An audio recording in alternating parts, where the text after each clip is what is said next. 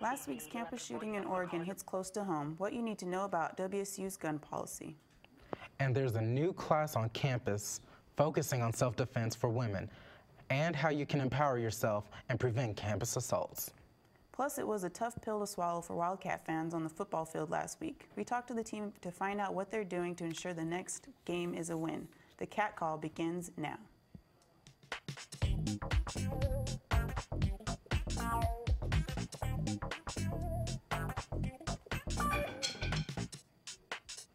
Welcome to the Cat Call. I'm Christina Huerta. And I'm Charles Davis. Our top story. President Obama is flying to Oregon today to meet with the families who lost loved ones to the campus shooting at Umpqua Community College last week. According to the Associated Press, private services have been held for 2 of the 9 victims, with more in the coming days. Meanwhile, police are releasing more details about the shooter. They said his mother told them the 26-year-old suffered from mental health issues. More than a dozen guns were found at the scene and in the shooter's home, which he shared with his mother. You can follow the latest on the president's visit and investigation on My Weber Media Group's new app, WSU The Buzz. The Oregon campus shooting has many here at Weber State concerned about public safety. But as Christina Cummings discovered, there needs to be more education about gun laws among students. People come to school to get an education, get a better future. Nobody comes to school expecting to get shot up. Surprisingly, when asked if they knew about the school's gun policy, many students were unsure. I think guns are not allowed. Not all too familiar with it. Not 100%, no. I know in my old school it's like a terrorist act. I don't know. It's a gun-free campus. I think you're allowed to have a gun, right? On campus. Yeah, as long as you have a permit, so you're allowed to have one. Sergeant Davies of the WSU Police Department was able to set the record straight. If you have a concealed weapons permit, you're allowed to have it on campus. One thing that we tried to reiterate with everybody is that concealed means concealed. While having a firearm on campus is allowed, it is important to follow the policy rules to avoid disruption on campus. Make sure it's covered up, because in today's university environment, with the things that are going on in the world, people see a gun or even hear the word gun and they get really alarmed. However, for some, like Army Cadet Mason White, carrying a concealed weapon on campus is not even an option. For cadets, we have a policy that's set by our battalion commander that we can't carry any weapons around.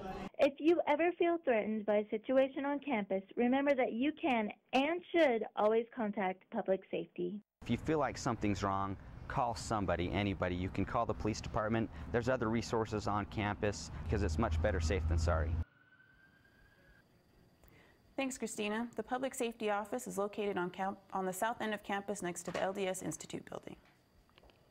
Weber State University has just recently started the RAD system of self-defense training offered to women on campus and the community. Emily Atkinson met with the experts on the class and how the system helps to reduce assault on campus.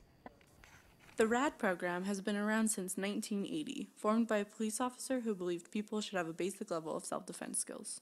He put the program together. He geared it towards men, women, and seniors. Although the course has been offered to men and women, Weber's current class is only being offered to women.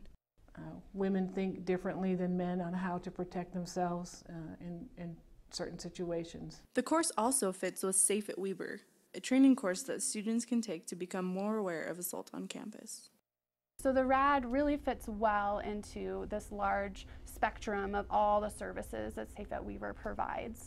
RAD training is important to women because not only does it offer protection, but it's also very empowering. It gives them self-confidence, pretty much that any self-defense class would. The course is part teaching and part practicing defense moves. One of the things women learn is the difference between yelling and screaming.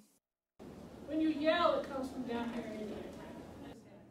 No! Assault on campus is an ongoing issue, and there are a few ways to reduce the instances. One way is to stop victim blaming.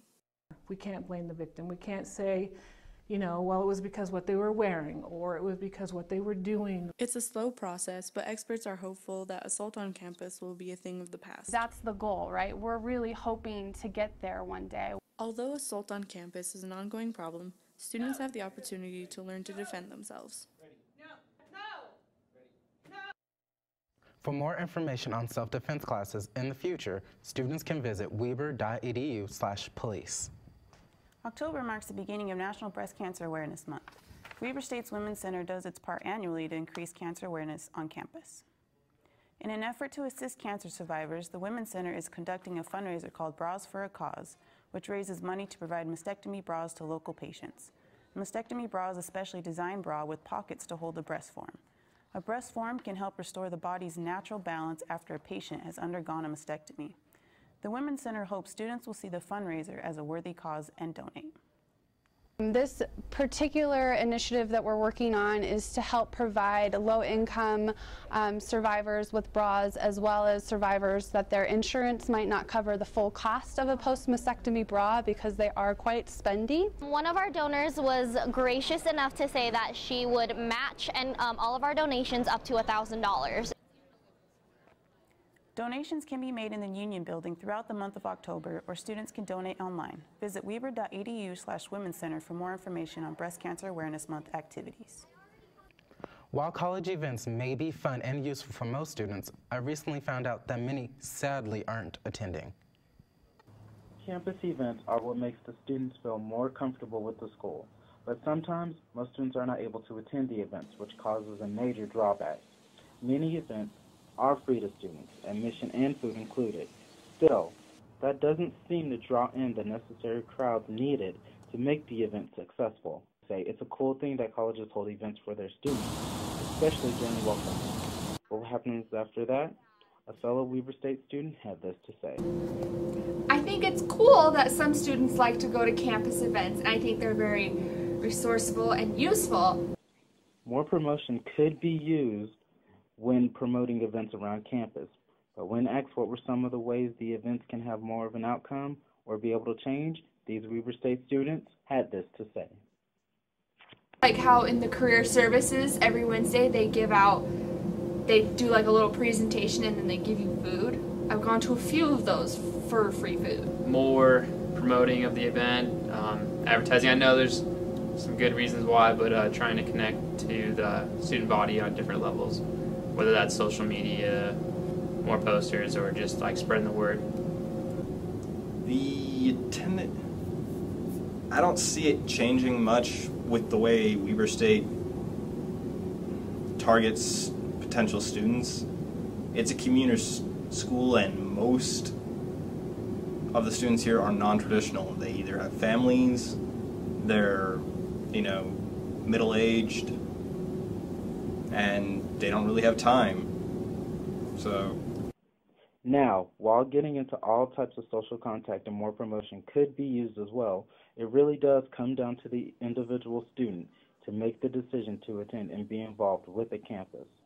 For the Cat Call, I'm Charles Davis.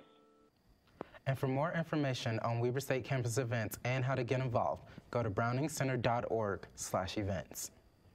The Counseling and Psychological Services Center screened the documentary Happy as part of October being Mental Health Awareness Month. The movie shows what makes people in different cultures happy and how people can find happiness in their own lives. The film was followed by a panel discussion. Jamie Brass of the Counseling Center says there needs to be more conversations about mental health disorders. One of the common things that people come into the Counseling Center for is struggles related to stress and depression. So I think it's sometimes very important for our campus community to be able to focus on the other side of things. The film suggests happiness can come from serving others and being more involved with your family and your community.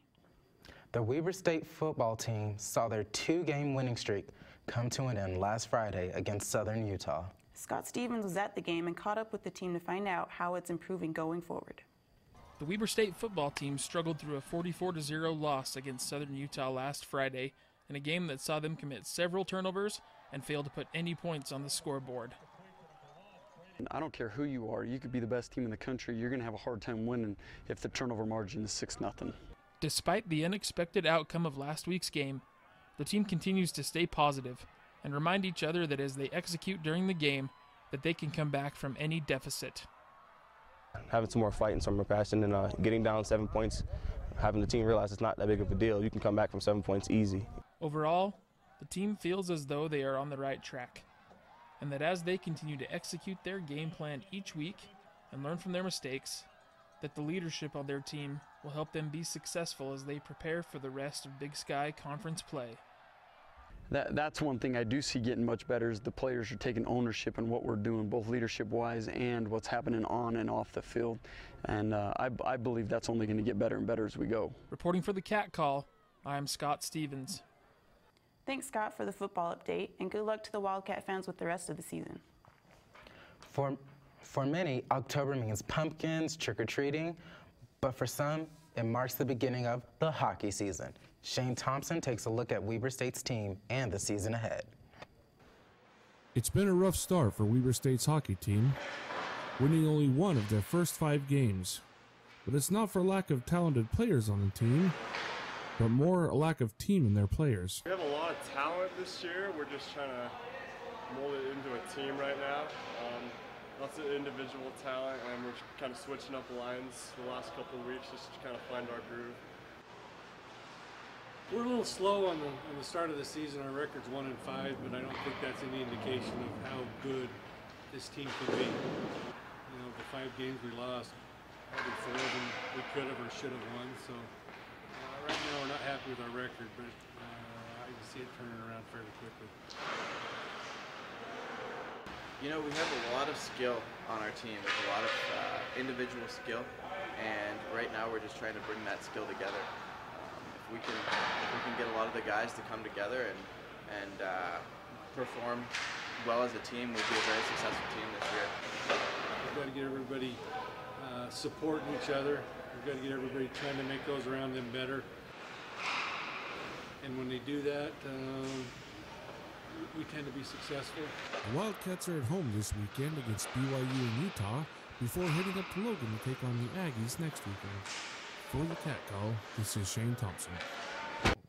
If you would like to find out more about the team and the upcoming schedule, check out their Facebook page, Weber State Hockey. Students walk past Weber State's bowling alley Wildcat lanes every day, but many don't know just how well the club that uses those lanes represent our school.